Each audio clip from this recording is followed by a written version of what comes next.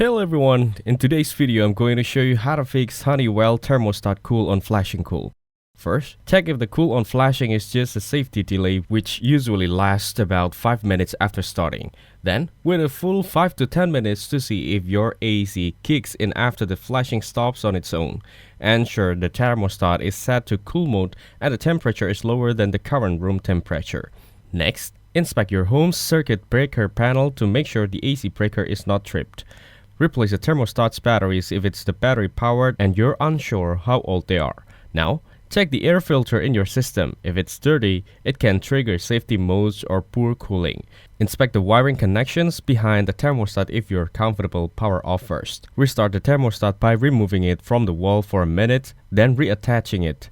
Next, call a licensed HVAC technician if the issue continues, as it could be a system side problem. Thanks for watching. Don't forget to like the video and subscribe to our channel.